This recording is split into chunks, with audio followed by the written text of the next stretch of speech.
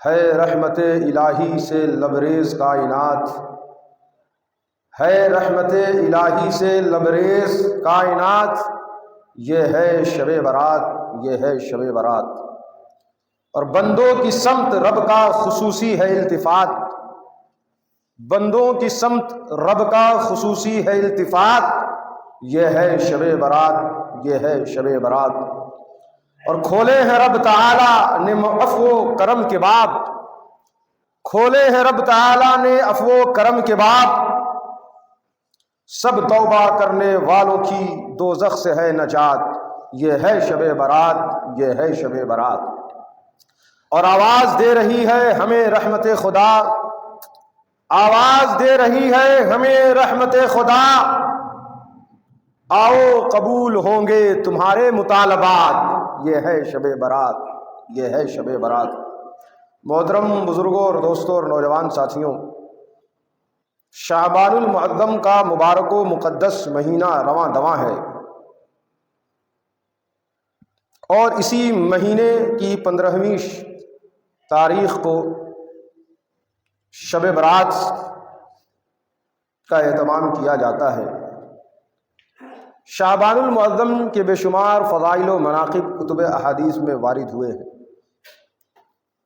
حضور رحمت عالم صلی اللہ تعالیٰ علیہ وسلم اور آپ کے مقدس صحابہ کرام رضوان اللہ تعالیٰ علیہم اجمعین خصوصیت کے ساتھ اس ماہ مبارک میں عبادت و ریاضت کا اہتمام کیا کرتے تھے اور کثرت کے ساتھ اعمال صالحہ کرتے تھے۔ حضرت سیدنا اسامہ بن زید رضی اللہ تعالیٰ عنہ نے نبی رحمت صلی اللہ علیہ وسلم کی خدمت برکت میں عرض کیا، یا رسول اللہ صلی اللہ علیہ وسلم، میں آپ کو سب مہینوں سے زیادہ شعبان المعظم کے مہینے میں روزے رکھتے دیکھتا ہوں۔ یعنی رمضان کے بعد نبی رحمت صلی اللہ علیہ وسلم سب سے زیادہ شعبان المعظم میں روزے رکھا کرتے تھے۔ تو حضرت اسامہ بن زید نے کہا، یا رسول اللہ، میں سب مہینوں سے زیادہ آپ کو شعبان المعظم میں روزے رکھتے دیکھتا ہوں۔ تو حضور نے ارشاد فرمایا، ذالک شہر تغفل عنہ الناس بین رجب و رمضان، کہ رمضان اور رجب کے مابین ایک ایسا مہینہ ہے جس سے لوگ غافل ہیں، وہو شہر ترفع فیہ الاعمال، اور یہ ایسا مہینہ ہے جس میں بندوں کے اعمال اٹھائے جاتے ہیں۔ کہاں؟ الی رب العالمین، اللہ کی بارگاہ میں بندوں کے اعمال پیش کیے جاتے ہیں۔ اور یہ مہینہ رجب اور رمضان کے درمیان میں واقع ہے، یعنی شعبان المعظم، اور اس مہینے میں بندوں کے اعمال بارگاہ الہی میں پیش ہوتے ہیں۔ فأحب ان یرفع عملی وانا صائم، تو میں یہ پسند کرتا ہوں کہ جب میرا نامہ اعمال بارگاہ الہی میں پیش ہو تو میں روزے سے ہوں، سبحان اللہ، روزے سے رہوں۔ اسی لیے نبی رحمت صلی اللہ علیہ وسلم شعبان المعظم میں کثرت کے ساتھ روزے رکھا کرتے تھے۔ کیوں؟ کیونکہ اس مبارک مہینے میں بندوں کے اعمال اللہ کی بارگاہ میں پیش کیے جاتے ہیں۔ تو ہمیں بھی چاہیے کہ کثرت کے ساتھ عبادت و ریاضت میں لگ جائیں، شعبان المعظم میں خصوصیت کے ساتھ ہو سکے تو روزے بھی رکھیں اور دیگر عبادات میں بھی اضافہ کر دیں۔ یاد رکھیں، شعبان المعظم اللہ کی جانب سے بندوں کے لیے ایک عظیم عطیہ ہے، گفٹ ہے، عنایت ہے، اور یہ رحمتوں و برکتوں کا مہینہ ہے۔ حضرت سیدنا انس بن مالک رضی اللہ تعالیٰ عنہ نے فرمایا، کان رسول اللہ صلی اللہ علیہ وسلم یصوم فلا یفطر حتی نقول، یہ حدیث پاک مسند الامام احمد میں ہے کہ نبی رحمت صلی اللہ علیہ وسلم مسلسل روزے رکھتے تھے۔ پھر کہتے ہیں یہاں تک کہ ہمیں گمان ہوتا کہ حضور صلی اللہ علیہ وسلم اس سال روزے نہیں چھوڑیں گے، اتنی کثرت کے ساتھ حضور روزے رکھا کرتے تھے شعبان المعظم میں کہ ہم سمجھتے تھے کہ اب حضور اس سال روزے رکھنا نہیں چھوڑیں گے، پورا سال روزہ رکھیں گے۔ پھر کہتے ہیں اس کے بعد کبھی حضور علیہ الصلوۃ والسلام روزے چھوڑ دیتے تھے، ثم یفطر فلا یصوم، پھر روزے رکھنا چھوڑ دیتے تھے، یہاں تک کہ حضور روزہ نہیں رکھتے تھے۔ تو ہمیں گمان ہوتا تھا کہ اس سال پورا سال حضور علیہ الصلوۃ والسلام روزہ نہیں رکھیں گے۔ اور یہ بھی فرمایا وَكَانَ أَحَبُّ الصَّوْمِ إِلَيْهِ فِي شَعْبَانَ، اور نبی رحمت صلی اللہ علیہ وسلم کو شعبان میں روزہ رکھنا سب سے زیادہ پسند تھا۔ سبحان اللہ، شعبان المعظم اتنا بابرکت مہینہ ہے کہ حضور علیہ الصلوۃ والسلام نے اس میں کثرت کے ساتھ روزے رکھے۔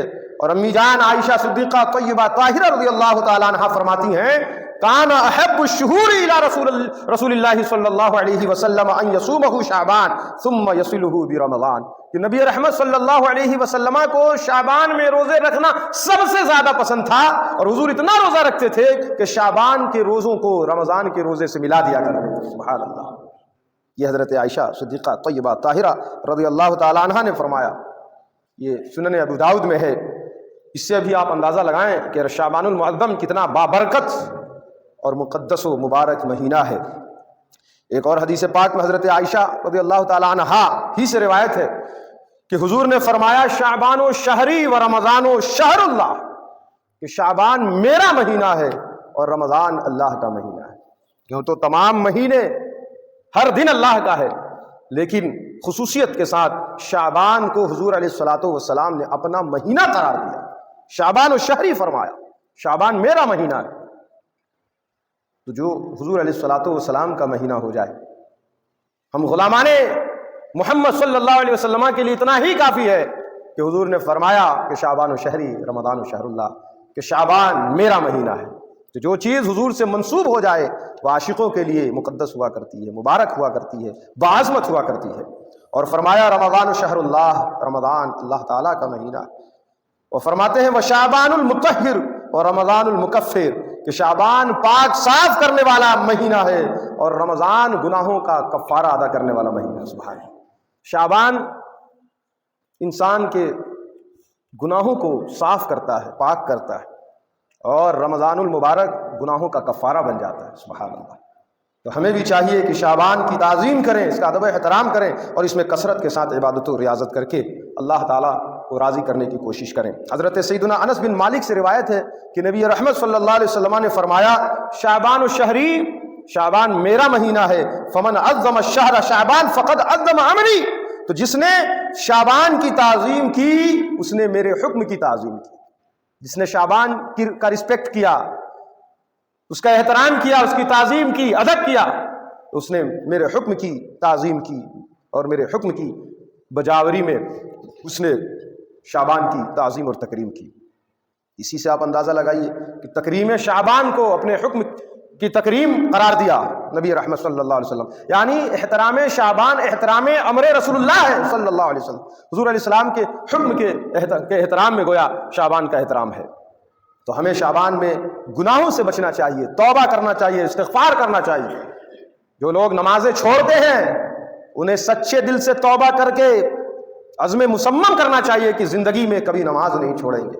جو لوگ گناہوں میں مبتلا ہیں، شراب نوشی کر رہے ہیں، عیاشیاں کر رہے ہیں، اور دیگر گناہوں کی بیماریوں میں ملوث ہیں، انہیں سچے دل سے توبہ کرنا چاہیے۔ شعبان المعظم کے اکرام میں اور اس کی تعظیم میں گناہوں سے توبہ کر کے اپنی زندگی کو سنوارنے کی کوشش کرنا چاہیے۔ اس لیے یہ بہت ہی مقدس و مبارک مہینہ ہے، جس مہینے کی تعظیم کے تعلق سے حضور علیہ الصلوۃ والسلام نے ارشادات فرمائے ہوں۔ آپ اندازہ لگائیں اس مہینے کی عظمت اور اس کی عظمت اور اس کا احترام کتنا کرنا چاہیے۔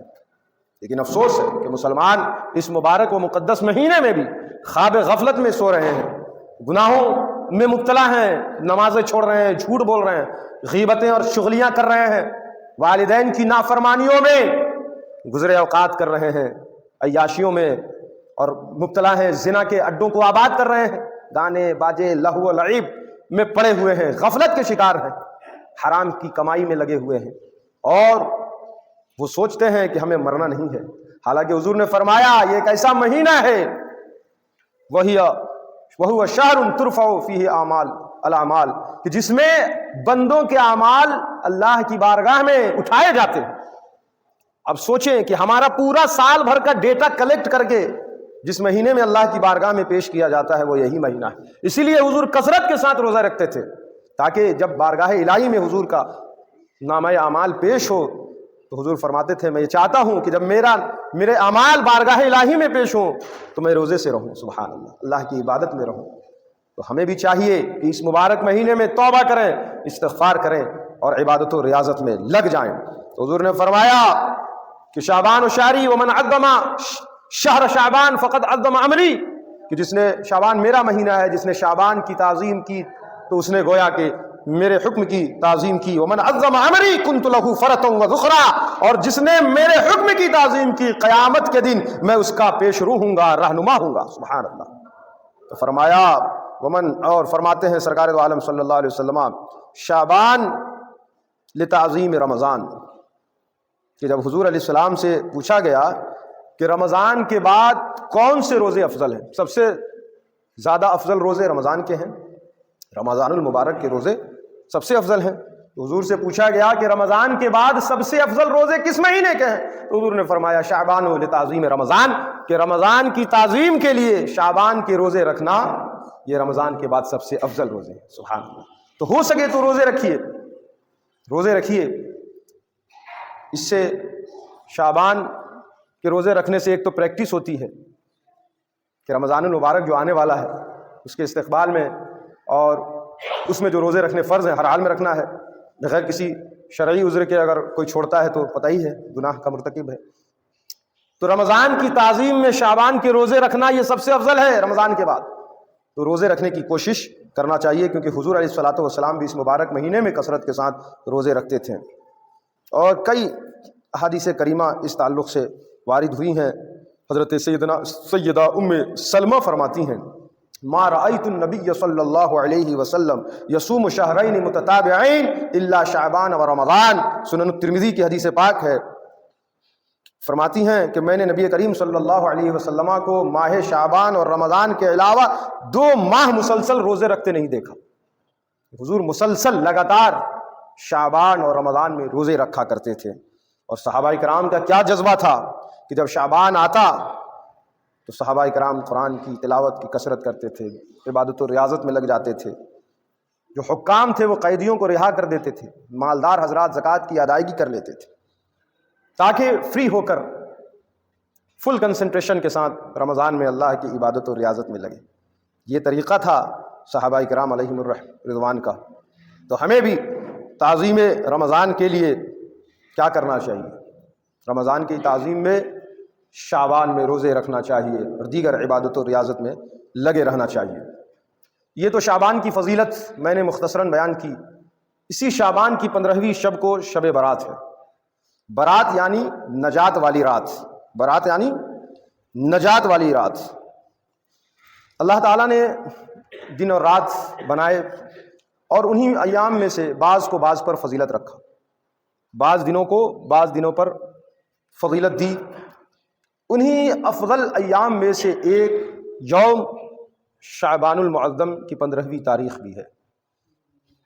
اس دن اللہ تعالیٰ اپنے بندوں پر خاص تجلی فرماتا ہے، خصوصی کرم فرماتا ہے، اور حدیث پاک میں ہے کہ جب شعبان کی 15ویں شب آتی ہے، چونکہ جمعرات کو، آنے والے جمعرات کو 15ویں شب ہے، شب برات ہے، اس تعلق سے میں نے سوچا کہ بیان کر دوں، کیونکہ پھر موقع نہیں ملے گا، جمعہ آتے آتے شب برات پار ہو جائے گی۔ تو حضور علیہ الصلوۃ والسلام نے فرمایا کہ جب شعبان کی 15ویں شب آتی ہے، ان اللہ یتلو علی عبادہ لیلۃ النصف من شعبان، المعجم الکبیر کی حدیث پاک ہے کہ اللہ تعالیٰ، یقیناً اللہ تعالیٰ شعبان کی 15ویں شب کو اپنے بندوں پر خصوصی تجلی فرماتا ہے، خصوصی تجلی فرماتا ہے۔ یتلو علی عبادہ لیلۃ النصف من شعبان، شعبان کی 15ویں شب کو اللہ تعالیٰ اپنے بندوں پر خصوصی تجلی فرماتا ہے، فیغفر للمؤمنین، تو مسلمانوں کی مغفرت فرما دیتا ہے، بخش دیتا ہے، سبحان اللہ، ویملی الکافرین، اور کافروں کو ڈھیل دیتا ہے، مہلت دیتا ہے، ویدع اہل الحقد بحقدہم، اور اہل حقد یعنی آپس میں کینہ اور عداوت رکھنے والوں کو ان کے کینوں کے ساتھ، عداوتوں کے ساتھ چھوڑ دیتا ہے۔ یعنی جو لوگ آپس میں کینہ رکھتے ہیں، حقد رکھتے ہیں، حسد کرتے ہیں، ایک دوسرے سے دشمنی رکھتے ہیں، ان کی مغفرت نہیں ہوتی، اللہ ان کو ان کے حال میں چھوڑ دیتا ہے۔ اور فرمایا حضور نبی رحمت صلی اللہ علیہ وسلم نے ایک دوسری حدیث میں کہ اللہ تعالیٰ ان اللہ لیطلع فی لیلۃ النصف من شعبان، کہ اللہ تعالیٰ 15ویں شعبان کو خاص تجلی فرماتا ہے فیغفر لجمیع خلقہ، تو تمام مخلوقات میں تمام سب کو بخش دیتا ہے، الا لمشرک اور مشاہن، سوائے مشرک اور غیبت کرنے والے، مشرکین کو اور غیبت کرنے والوں کو، چغل خوروں کو چھوڑ کر اللہ تعالیٰ سب کی مغفرت فرما دیتا ہے۔ تو آپ سوچیں یہ چغلی کرنا یہ کتنا بڑا جرم ہے کہ شعبان کی 15ویں شب کو بھی جب اللہ تعالیٰ مغفرت کے پروانے تقسیم فرما رہا ہوتا ہے، چغل خور اس دن بھی اللہ کی رحمت سے محروم رہتا ہے۔ اس لیے چغلی سے، غیبت سے، جھوٹ سے توبہ کرنا چاہیے، اور خاص کر ایک دوسرے کی جو عداوت اور جو بغض اور عناد اور جو دشمنی ہم لوگوں نے آپس میں پال رکھی ہے، اس کو بھی اپنے دل سے نکال دینا چاہیے، ورنہ 15ویں شب کو جو آپس میں حقد اور عداوت اور کینہ رکھنے والے لوگ ہیں ان کی مغفرت نہیں ہوتی ہے۔ اسی طرح شب برات جب آتی ہے، برات کی شب، لوگ قبرستان میں جاتے ہیں فاتحہ پڑھنے کے لیے، اپنے مرحومین کے صالح ثواب کے لیے خصوصیت کے ساتھ جا کے قرآن کی تلاوت کرتے ہیں، دعائیں مغفرت کرتے ہیں، اپنے اپنے آباء و اجداد کی قبروں پر جا کر، مسلمانوں کی قبروں پر جا کر۔ تو یاد رکھیں اس رات قبرستان جانا بھی سنت مستحبہ ہے۔ حضرت عائشہ صدیقہ رضی اللہ تعالی عنہا فرماتی ہیں کہ میں ایک رات حضور علیہ الصلوۃ والسلام کو تلاش کرتے ہوئے نکلی، حضور کو اپنے بستر پہ نہ پایا، حجرہ مبارکہ میں نہ پایا، تو سرکار کو تلاش کرتے ہوئے میں نکلی تو میں نے دیکھا کہ حضور اقدس صلی اللہ علیہ وسلم جنت البقیع میں تشریف فرما۔ جنت البقیع یہ مدینۃ المنورہ کا قبرستان ہے۔ کیا ہے بولیے؟ یہ سنن الترمذی ابواب الصیام میں یہ حدیث پاک ہے کہ امی جان جب حضور کو تلاش کرتے ہوئے ام المومنین سیدتنا عائشہ صدیقہ طیبہ طاہرہ رضی اللہ تعالی عنہا نکلی، کیا دیکھتی ہیں کہ حضور رحمت عالم صلی اللہ علیہ وسلم جنت البقیع یعنی مدینۃ المنورہ کے قبرستان میں تشریف فرما ہے۔ تو حضور نے آپ کو دیکھا تو فرمایا کنت تخافین ان یحیف اللہ علیک ورسولہ، کنت تخافین، کیا تمہیں اس بات کا خوف ہوا ان یحیف اللہ علیک ورسولہ کہ اللہ اور اس کا رسول تم پر ظلم کریں گے؟ تو حضرت عائشہ رضی اللہ تعالیٰ عنہ نے عرض کی یا رسول اللہ میں نے سوچا کہ شاید آپ کسی اور زوجہ کے پاس تشریف لے گئے ہوں۔ تو حضور نے فرمایا، اب سنیے، غور سے سنیے، حضور فرماتے ہیں ان اللہ ینزل لیلۃ النصف من شعبان الی السماء الدنیا، کہ اللہ تعالیٰ 15ویں شعبان کو، شب برات کو، دنیاوی آسمان کی طرف نزول اجلال فرماتا ہے۔ سبحان اللہ۔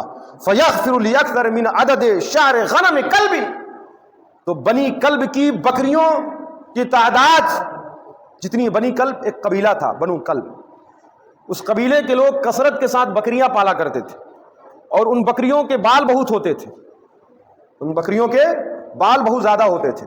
تو حضور نے فرمایا اس رات ان اللہ ینزل، اللہ تعالیٰ نزول اجلال فرماتا ہے لیلۃ النصف من شعبان، 15ویں شعبان کو، فیغفر لاکثر من عدد شعر غنم کلب، تو بنو کلب کی بکریوں کی تعداد بال کی تعداد کے برابر، بکریوں کی تعداد نہیں، بکریوں میں جو بال ہیں، ایک بکری میں کتنا، ہزاروں بال ہوں گے، کاؤنٹنگ کی جا سکتی ہے۔ حضور نے فرمایا بنو کلب کی بکریوں کی جو بال ہیں، ان بالوں کی تعداد سے بھی زیادہ، لیکثر، اس سے بھی زیادہ اللہ تعالیٰ اپنے بندوں کی مغفرت فرما دیتا ہے۔ سبحان اللہ۔ اب آپ سمجھیے کتنی بابرکت رات ہے 15ویں شب شعبان المعظم۔ سنن الترمذی اور ابواب الصیام کی یہ حدیث پاک ہے، اس میں اللہ کے رسول، اس سے دو باتیں صاف سمجھ میں آئی۔ پہلی بات کہ حضور اقدس صلی اللہ علیہ وسلم نے شعبان کی 15ویں شب کو جنت البقیع تشریف لے گئے۔ جنت البقیع ایک قبرستان ہے، جنت البقیع مدینۃ المنورہ کے قبرستان کا نام ہے، سب کو معلوم۔ تو اس لیے اس شب کو قبرستان جانا سنت مصطفیٰ ہے صلی اللہ علیہ وسلم۔ اسی لیے سینکڑوں سال سے مسلمان خصوصیت کے ساتھ، یوں تو ہم دیگر ایام میں بھی قبرستان جاتے ہیں، جمعۃ المبارک کے دن بھی جاتے ہیں لوگ، اور بھی جاتے ہی رہتے ہیں کسی کے جنازے میں، کبھی فاتحہ پڑھنے کے لیے، لیکن خصوصیت کے ساتھ عالم اسلام کو دیکھیں آپ، شعبان کی 15ویں شب کو قبرستان جاتے ہیں۔ یہ ٹریڈیشن سینکڑوں سال سے چلا آ رہا، کیوں؟ اس لیے کہ حضور علیہ الصلوۃ والسلام نے خود 15ویں شب کو جنت البقیع بولیے تشریف لے گئے۔ تو حضور جب خود تشریف لے گئے تو سنت ہوا کہ نہیں؟ اس لیے ہمیں قبرستان جانا چاہیے اپنے مرحومین کے ایصال ثواب کے لیے، ان کے لیے دعائے مغفرت کرنے کے لیے قبرستان جا کر قرآن کی تلاوت کرنا چاہیے، فاتحہ پڑھنا چاہیے۔ اور یہ دوسری بات یہ سمجھ میں آئی کہ یہ اتنی مبارک و مقدس رات ہے اور اللہ کی رحمتیں ایسی جھمک دھم برس رہی ہیں کہ بنو قلب کی بکریوں کے بال سے بھی زیادہ اللہ تعالیٰ اپنے بندوں کی مغفرت فرماتا ہے۔ تو اگر ہم محروم ہو گئے اللہ کی رحمت سے تو یہ کتنی بڑی محرومی ہوگی، کتنی بڑی محرومی ہوگی کہ اتنی بڑی تعداد میں اللہ تعالیٰ مسلمانوں کی مغفرت فرما رہا ہے، اور ہم اگر اس رات بھی اپنی مغفرت کا پروانہ لینے سے اگر ہم چک گئے اور محروم ہو گئے تو یقیناً یہ ہمارے لیے جو ہے لمحہ فکریہ ہے۔ تو ہمیں پہلے ہی چاہیے کہ توبہ اور استغفار کر لیں، اور کسی سے عداوت رکھتے ہیں، اپنے دل میں بغض و عناد رکھتے ہیں، اس کو دور کر لیں، رفع دفع کریں معاملات کو۔ کسی کی دل شکنی کی ہے اس سے معافی تلافی کر لیں اور توبہ اور استغفار کر لیں اپنے گناہوں سے۔ کیوں؟ اس لیے کہ اس مبارک مہینے میں نامہ اعمال بھی اللہ کی بارگاہ میں پیش ہوتے ہیں، اور 15ویں شب کو کثیر تعداد میں اللہ تعالیٰ مسلمانوں کی مغفرت فرماتا ہے۔ اور حضور علیہ السلام نے فرمایا یطلع اللہ الی خلقہ لیلۃ النصف من شعبان فیغفر لعبادہ الا لاثنین مشاحن وقاتل نفس۔ ایک اور حدیث پاک میں ہے کہ اللہ تعالیٰ اس رات کو نزول اجلال فرماتا ہے اور سوائے 2 کے باقی سب کی مغفرت فرما دیتا ہے، 2 کے علاوہ سب کی مغفرت فرما دیتا ہے۔ تو فرمایا الا لاثنین مشاحن او قاتل نفس، ایک تو کینہ پرور انسان، اس کی مغفرت نہیں ہوتی، کینہ رکھنے والا، بغض رکھنے والا، عداوت رکھنے والا، کسی سے، اپنے بھائی سے، رشتہ داروں سے، احباب سے، پڑوسیوں سے، دوستوں سے کینہ پرور آدمی، اس کی مغفرت نہیں ہوتی ہے۔ اور ساتھ ہی ساتھ وقاتل نفس، کسی نے کسی بے قصور کو مار دیا، جان سے مار دیا، قتل کر دیا، تو بے قصور کو قتل کرنے والے کی بھی اس رات مغفرت نہیں ہوتی ہے، قاتل کی بھی مغفرت نہیں ہوتی ہے۔ اور ان دونوں کے علاوہ حضور نے فرمایا اللہ تعالیٰ سب کی مغفرت فرما دیتا ہے۔ تو میرے دوستوں اور بزرگوں، ہمیں چاہیے کہ اپنے دل سے حقد کو، عناد کو، کینہ کو، ان ساری خرابیوں کو نکال کر باہر پھینک دیں۔ حضرت سیدنا عثمان بن ابی العاص سے روایت ہے، شعب الایمان کی حدیث پاک ہے کہ حضور نے فرمایا اذا کان لیلۃ النصف من شعبان نادى منادی، کہ جب 15ویں شب آتی ہے شعبان کی، یعنی شب برات کو، شب برات کو لیلۃ البراء عربی میں کہتے ہیں، برات مطلب نجات والی رات، مغفرت والی رات، بخشش والی رات، شب برات۔ تو فرمایا حضور نے کہ جب شب برات آتی ہے نادا منادن، تو ایک ندا کرنے والا، پکارنے والا پکارتا ہے حل من مستغفر فاغفر له، کیا کوئی ہے مغفرت کا طلبگار، مجھ سے مغفرت اور بخشش کا خواستگار کوئی ہے؟ یہ ایک ندا کرنے والا، پکارنے والا پکارتا ہے کوئی بخشش و مغفرت کا طلبگار، فاغفر له، تو میں اس کی مغفرت فرما دوں۔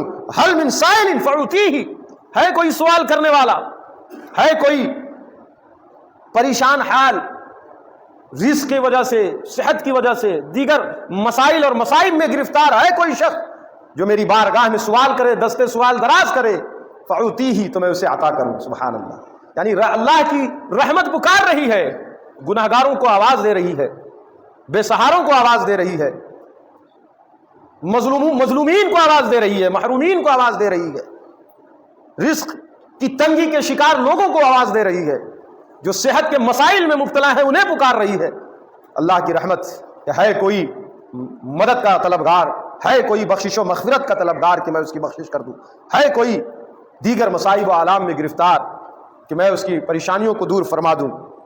حضور نے فرمایا یہ منادی پکارتا رہتا ہے، اور جو شخص اللہ کی بارگاہ میں دستے سوال دراز کرتا ہے، فلا یسأل احد شیئا الا اعطیہ، کہ جو اللہ کی بارگاہ میں دستے سوال دراز کر کے کسی چیز کا طلبگار ہوتا ہے تو اللہ تعالیٰ اسے عطا فرما دیتا ہے۔ سبحان اللہ۔ تو اس رات کو خصوصیت کے ساتھ دعا بھی کرنی چاہیے، گڑ گڑا کے عاجزی اور انکساری کے ساتھ اللہ کی بارگاہ میں دعائیں کرنا چاہیے، اس سے بخشش و مغفرت کا سوال کرنا چاہیے۔ اور زندگی میں اگر کچھ پریشانی ہے، کوئی مسائل ہیں، صحت کے مسائل، رزق کے مسائل اور دیگر مسائل، ان کے تعلق سے اللہ کی بارگاہ میں عرض کرنا چاہیے کہ مولا میری پریشانیوں کو دور فرما، میری مشکلات کو دفع فرما، اور اگر رزق میں تنگی ہے تو میرے رزق کی تنگی کو کشادگی میں تبدیل فرما۔ یعنی یہ دعا کی رات ہے، دعا والی رات ہے، بخشش و مغفرت طلب کرنے والی رات۔ لیکن ہمارا معاملہ کیا ہے؟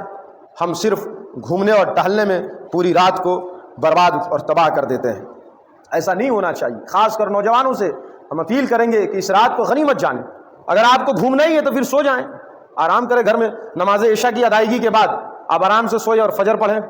یہ رات میں جو بائکنگ ہو رہی ہے، جو ریش ڈرائیونگ ہو رہی ہے، یہ مقدس رات یہاں اللہ تعالیٰ کی رحمت تمہیں پکار رہی ہے، اللہ تعالیٰ خصوصی تجلی فرما رہا ہے، اور بنی کلب کی بکریوں کی بال سے بھی زیادہ مسلمانوں کی مغفرت کے پروانے بٹ رہے ہیں، اور ہم جیسے لوگ بائک رائڈنگ کر رہے ہیں، ہمارے نوجوان ریش ڈرائیونگ کر رہے ہیں، ادھر ادھر گھوم رہے ہیں، سیر سپاٹا کر رہے ہیں، اور نہ جانے کیا کیا کر رہے ہیں۔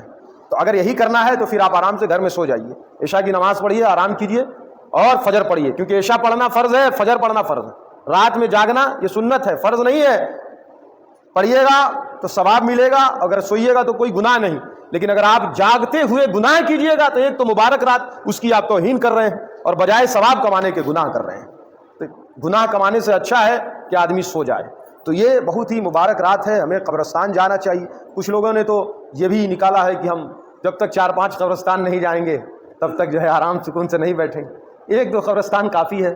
تو جتنے جمشید پور کے قبرستان ہیں سب میں جو ہے کچھ لوگ جاتے ہیں، اور خاص طور سے اب سانچی بھی جائیں گے، دھتکڑی بھی جائیں گے، اور یہاں آزاد نگر، ذاکر نگر، جواہر نگر، جتنے بھی اور کھوجتے ہیں کہ اگل بغل مزید کوئی قبرستان تو نہیں۔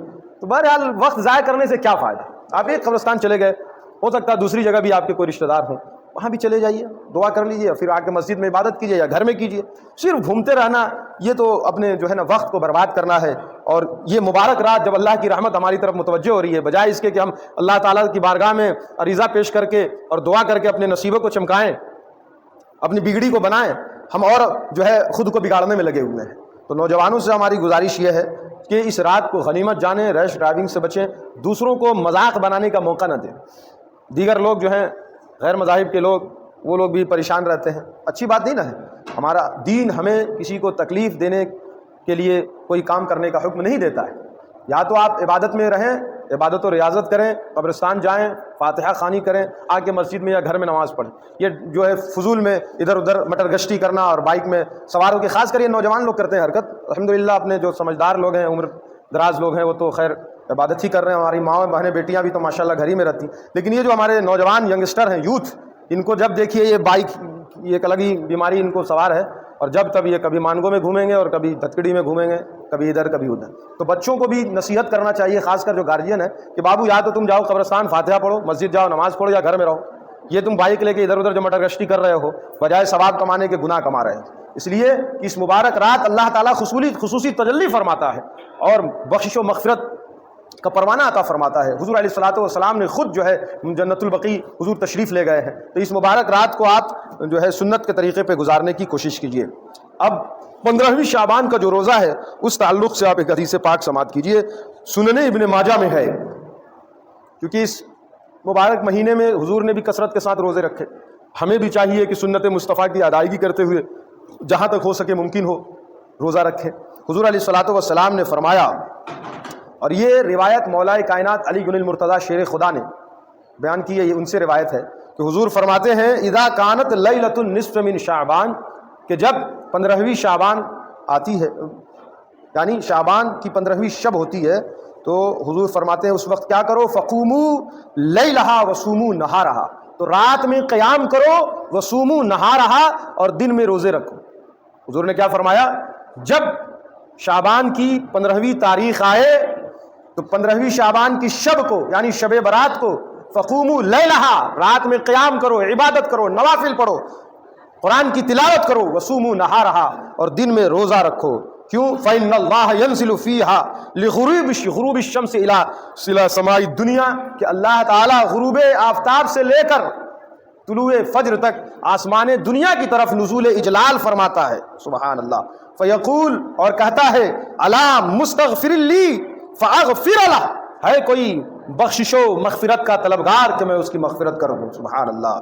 اور فرماتا ہے، الا مسترزق فارزقہ، ہے کوئی رزق مانگنے والا کہ میں اسے رزق عطا کروں، سبحان اللہ۔ الا مبتلی فاعافیہ، ہے کوئی بیماریوں میں مبتلا مصیبت زدہ کہ میں اسے عافیت دے دوں، الا کذا الا کذا، اور اس طرح اللہ تعالیٰ کی رحمت آواز دیتی رہتی ہے، حتی یطلع الفجر، یہاں تک کہ فجر طلوع ہو جاتا ہے۔ تو غروب شمس سے لے کر، غروب آفتاب سے لے کر طلوع فجر تک اللہ کی رحمت لگاتار ہمیں پکار رہی ہے، لگاتار ہمیں پکار رہی ہے۔ تو ہمیں اس ٹائم پیریڈ کو غنیمت جانتے ہوئے خصوصیت کے ساتھ اپنے لیے بھی، امت مسلمہ کے لیے، تمام ہندوستانی مسلمانوں کے لیے خصوصیت کے ساتھ دعا کرنا ہے، اپنے ملک کے لیے اور اپنی قوم و ملت کی فلاح و بہبود کے لیے اس رات کو دعا کیجیے کہ اللہ تعالیٰ امت مسلمہ سے تمام پریشانیوں کو دور فرمائے۔ حدیث پاک ایک اور سماعت کیجیے، بے شمار حدیثیں ہیں جس سے شب برات کی فضیلت کا اندازہ لگایا جا سکتا ہے۔ حضور نے فرمایا لا ترد فیہن الدعویٰ، خمس لیال لا ترد فیہن الدعویٰ، کہ 5 راتیں ایسی ہیں جن میں اللہ تعالیٰ دعاؤں کو رد نہیں فرماتا، یعنی جن میں دعائیں قبول ہوتی ہیں۔ خصوصیت کے ساتھ حضور نے فرمایا خمس لیال، 5 راتیں ایسی ہیں، اول لیلۃ من رجب، رجب کی پہلی شب، ولیلۃ النصف من شعبان، اور شعبان کی 15ویں شب یعنی شب برات، ولیلۃ الجمعہ، اور جمعہ کی رات شب جمعہ، ولیلۃ الفطر ولیلۃ النحر، اور عید الفطر اور ذو الحجۃ الحرام کی 10ویں شب یوم النحر۔ ان 5 راتوں میں اللہ تعالیٰ دعائیں قبول فرماتا ہے، دعاؤں کو رد نہیں کرتا، اور ان 5 راتوں میں سے ایک رات شب برات کی بھی ہے۔ تو ہمیں ان تمام چیزوں کا لحاظ رکھنا ہے۔ آتش بازی بالکل بھی نہیں کرنی ہے۔ جو لوگ آتش بازی کر رہے ہیں وہ شیطان کے بھائی ہیں۔ کیوں؟ اس لیے کہ فضول خرچی کر رہے ہیں۔ قرآن میں ہے لا تبذر تبذیرا ان المبذرین کانوا اخوان الشیاطین، کہ یہ فضول خرچی نہ کرو، اس لیے کہ فضول خرچی کرنے والے شیطان کے بھائی، یہ قرآن مجید میں کہا۔ اس لیے اور کان الشیطان لربہ کفورا، اور شیطان اپنے رب کا نافرمان ہے۔ تو جو لوگ آتش بازی کرتے ہیں، پٹاخے پھوڑتے ہیں، خاص کر شب برات کو، انہیں ڈرنا چاہیے، اللہ کا خوف اپنے دل میں پیدا کرنا چاہیے اور سچے دل سے توبہ کرنا چاہیے۔ اس رات میں خصوصیت کے ساتھ جو اہتمامات کرنے ہیں وہ آپ سماعت فرما لیجیے۔ پہلی بات، نماز عشاء اور نماز فجر جماعت سے ادا کریں۔ یوں تو جماعت واجب ہے، ہر دن نماز ہم لوگوں کو چاہیے کہ جماعت کے ساتھ ادا کریں، تو نماز عشاء اور نماز فجر جماعت کے ساتھ ادا کریں۔ کچھ لوگ جو ہے 3 بجے سو جاتے ہیں، فجر غائب، اب نفل پڑھی آپ نے رات میں 3 بجے تک، اس کے بعد سو گئے اور فجر کی نماز میں سوئے ہوئے ہیں، تو نفل کی وجہ سے اگر آپ نے فرض چھوڑا ہے تو گناہگار ہوں گے کہ نہیں ہوں گے؟ اس لیے نماز عشاء اور نماز فجر کا خصوصیت کے ساتھ اہتمام کریں۔ اس رات کثرت عبادت کریں، گناہوں سے بچنے کا خاص اہتمام کریں، اور یہ جو میں نے بتایا یہ کام آتش بازی وغیرہ اس سے پرہیز کریں، اور خاص کر اس رات میں توبہ اور استغفار کیجیے، توبہ کیجیے۔ التائب من الذنب کمن لا ذنب لہ، کہ گناہوں سے توبہ کرنے والا ایسی ہی ہے جیسے اس نے گناہ کیا ہی نہیں۔ تو توبہ کہتے ہیں اللہ کی بارگاہ میں احساس ندامت، یعنی اپنے دل میں شرمندگی کا احساس ہو کہ میں نے جو گناہ کیا ہے اس پر میں نادم ہوں، شرمندہ ہوں، دل سے شرمندہ ہونا، اور خاص کر یہ عزم کرنا یہ گناہ ہے انشاءاللہ میں زندگی میں دوبارہ نہیں کروں گا۔ تو توبہ اور استغفار کی کثرت کیجیے، درود و سلام پیش کیجیے حضور کی بارگاہ میں، درود شریف پڑھیے، اور ہر قسم کے لغویات سے اور فضول کاموں سے بچیے۔ اپنے اور پوری امت مسلمہ کے لیے دعا کیجیے، اہل غزہ کے لیے دعا کیجیے، اہل فلسطین، اہل شام اور ہندوستان کے مسلمانوں کے لیے اس رات خصوصیت کے ساتھ دعا کیجیے، اور اگر ممکن ہو تو 15ویں شعبان کو روزہ رکھیے۔